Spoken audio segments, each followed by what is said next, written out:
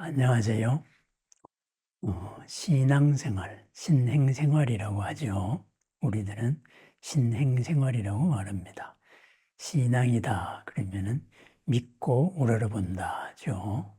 신행이다 그럼 믿고 행한다. 그래서 우리는 신앙보다는 신행이라는 말을 많이 씁니다. 부처님의 가르침을 믿고 부처님의 가르침을 행하는 것, 부처님의 가르침으로 살아가려고 하는 거죠. 왜 우리는 부처님 가르침을 믿었고 그리고 행하려고 할까요? 그것은 부처님 말씀대로 우리들의 삶이 이롭고 평안하기 위해서입니다. 그리고 우리들의 삶의 하나하나가 처음도 중간도 끝도 훌륭하기 위해서입니다. 나중에 뒤통수 맞는 일이 없어야 한다. 고의 뒤통수를 맞지 않기 위함이다. 이렇게 말할 수도 있어요. 그러면은 우리가 신행생활을 하는데 불자라면은 한 절을 정해놓고 다녀야 되느냐, 아니면은 딱히 절을 정해놓고 있지 않더라도 우리가 무엇은 해야 할 일이 있느냐, 그래 이런 의문이 잘 듭니다. 전국에 절도 많죠. 그리고 종파도 많습니다. 그럼 어떻게 해야 될까요? 지금도 그렇지만은 대적사찰 갖기 운동이라는 게 있었습니다. 내가 절을 두고 있는 중심이 되는 절, 그죠?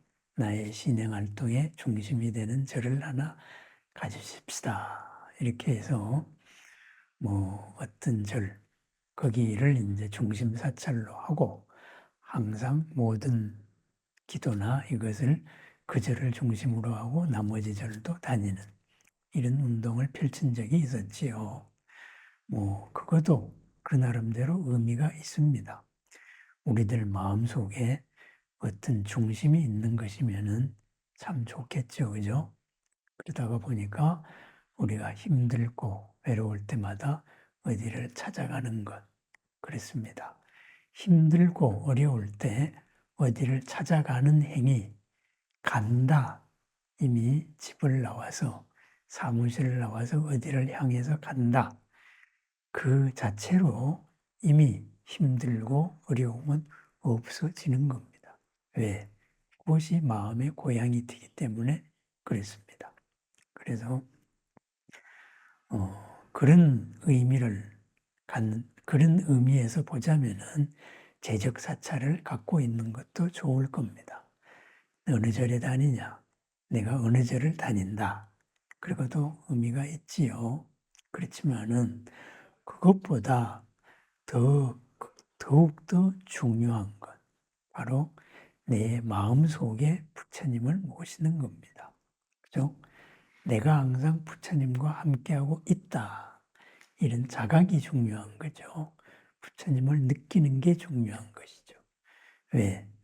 모든 절은 그 내가 느끼는 부처님, 그 부처님을 만나는 하나의 수단이 되는 장소이기 때문입니다. 장소에 의미가 있는 게 아니라 그 장소를 통하여 부처님을 만나는 데 의미가 있다. 바로 그게 중요한 거지요.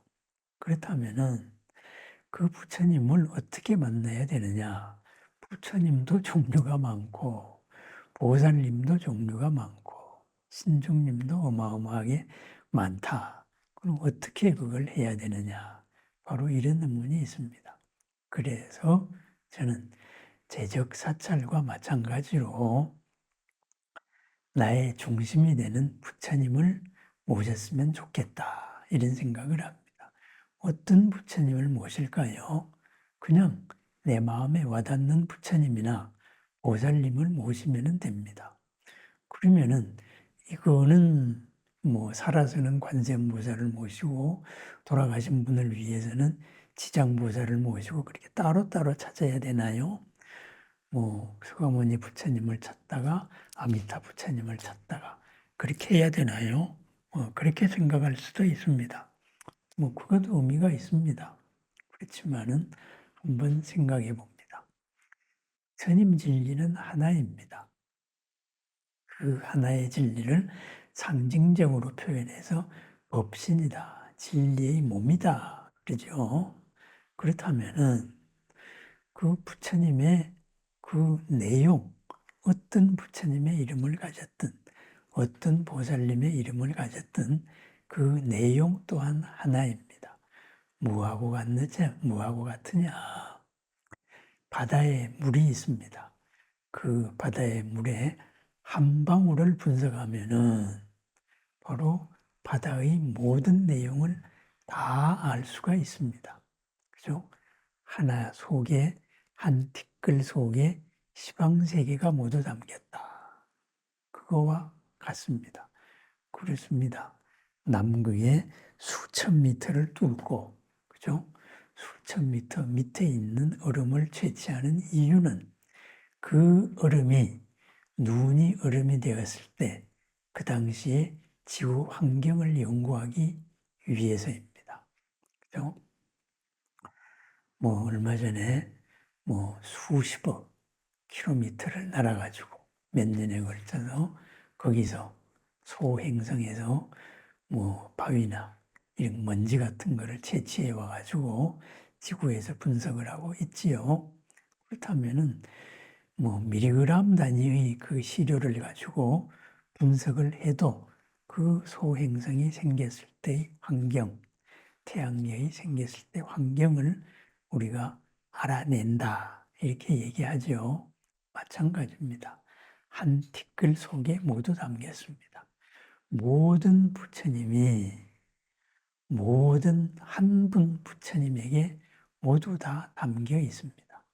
한 분 부처님을 만나는 순간에 우리는 모든 부처님 세계와 접할 수 있고 모든 부처님 세계의 서원과 자비, 사랑과 연민과 접하게 됩니다.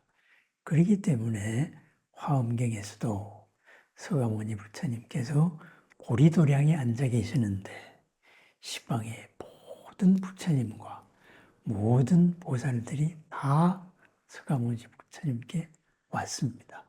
바로 무엇을 의미할까요? 서가모니 부처님 한 분의 시방의 모든 부처님의 가르침이 모두 들었다. 모든 서원과 사랑과 보살행이 모두 들어있다. 이런 말이 되겠지요. 그렇다 말을 바꾸면은 다른 부처님, 다른 이름의 보살들, 거기에도 모든 부처님의 사랑과 연민과 서원이 모두 함께 들어있다. 이렇게 되겠습니다. 그래서 지장보살이다, 문수보살이다, 오현보살, 관세음보살, 허공장보살 등등 수많은 보살이 있습니다. 그 수많은 보살은 3000년 불교사를 통하여서 부처님의 진리가 그 지역에 드러났던 하나의 모습이라고 생각하면 됩니다. 똑같은 이 지구 바닷물이 동해의 물과 서해의 물이 약간 맛이 다릅니다. 하지만은 그 다르다는 거 0.0000%도 아닙니다. 근본은 하나입니다. 나와 내 가족이 다른 그 차이보다도 못하다. 이렇게 되겠죠. 그래서 억지로 어떤 데에는 어떤 불보살님을 찾아야 된다. 이거보다는 내가 한 분 부처님을 중심으로, 한 분 보살님을 중심으로 나머지로 확장해 나가는 게 좋습니다. 그렇다면은 그렇습니다. 한 절을 찾는 게 중요한 게 아니고 한 부처님이나 한 보살님을 모시는 것이 중요합니다. 그분을 통하여 모든 것을 접해갑니다. 부처님, 보살님을 어떻게 모실까요? 매일 모셔야죠. 회교를 믿는 사람들은 하루에 5번을 메카를 향해서 기도한다 그러잖아요. 우리로 따지면은 그 메카가 바로 부처님입니다.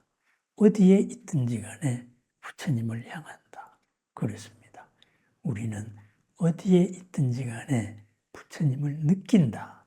부처님과 함께하고 있다. 우리는 신앙이 아니고 신행, 믿고 우러러보는 게 아니고 믿고 행하는 지금 여기의 삶이 중요하기 때문입니다. 그렇습니다. 하루에 일어났을 때 관세음보살 또는 부처님의 이름 100번을 읽습니다. 부처님과 내가 하나됨을 느낍니다. 낮에 하루의 일과를 아침 일과를 시작할 때 직장에 와서도 업무를 시작하기 전에 그렇게 부처님을 깨우칩니다. 관세음보살을 10번 되뇌입니다. 그리고 점심을 먹고 오후에 일과를 시작할 때도 또 관세음보살 10번을 외웁니다. 일과를 마치고 집으로 돌아가면서 집에서 또 관세음보살, 잠자기 전에 관세음보살. 그렇습니다. 이렇게 항상 함께하고 있는 부처님이나 보살님을 느끼면서 그것을 내 생활에서 살아간다, 행한다. 그것이 중요한 겁니다. 신행이 중요합니다. 신행, 믿고 이해하다가 보면은 반드시 가슴에 와 닿는 그런 가피의 힘이 있습니다. 가피의 감동이 있습니다. 그 감동으로 우리는 살아갑니다. 불자가 재적 사찰을 꼭 가져야 될까요? 사찰을 정해놓고 다녀야 될까요? 그것보다는 한 부처님을 정해놓고 사는 것이 중요합니다. 그리고 그 한 부처님을 통하여 모든 부처님을 느끼는 것이 중요합니다. 그 느낌으로 살아나가는 것이 중요합니다. 아침에 눈을 떴을 때, 그리고 출근을 했을 때, 점심을 먹고 오후 일과를 시작할 때, 그리고 퇴근을 했을 때, 그리고 잠자기 전에. 그렇습니다. 5번이 되네요. 그렇게 부처님을 알아차리는 게 중요합니다. 부처님 또한 그러하셨습니다. 아침에 일어날 때 대비삼매, 크나큰 연민삼매로서 시작을 하셨고, 그리고 연민삼매로서 그날 하루에 빨을 나가셨고, 오늘은 어디 가서 어떤 인연 있는 중생을 찾을까? 그리고 오후가 시작될 때 다시 크나큰 대자비삼매, 연민삼매에 들었다가 오후를 시작을 하셨고, 그리고 저녁이 되어서도 그러셨고, 잠자기 전에도 대자비삼매, 대비삼매, 크나큰 연민삼매 속에서 바로 깊은 선정에 들었습니다.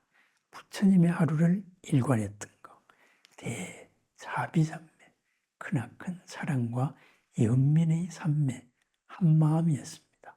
부처님을 따르는 우리 또한 부처님을 알아차리는 그 한 마음입니다. 한 군데의 절도 중요하지만은 항상 함께 알아차리고 사는 부처님이 중요합니다. 그 한 분의 부처님을 통하여 모든 부처님을 느끼고, 그리고 그 한 분의 부처님을 다시 한 번 더 확인하기 위해서 인연 있는 그런 장소를 찾아갑니다. 일상의 환경을 바꾸는 것이지요. 그렇습니다. 부처님과 인연 있는 장소가 있었으면 좋겠습니다. 또한 언제나 부처님을 알아차릴 수 있는 한 분의 부처님이 있었으면 좋겠습니다. 언제나 부처님을 알아차릴 수 있도록 하루에 5번 눈을 뜨고 출근을 하고 오후 일과를 시작을 하고 퇴근을 해서 집으로 향하고, 그리고 잠들기 전에 부처님을 알아차리는 그러한 순간, 최소한의 하루 5번의 부처님을 알아차리는 이 엄불의 시간이 있었으면 좋겠습니다. 부처님과 함께하는 보람 가득한 오늘 하루를 축원합니다. 감사합니다.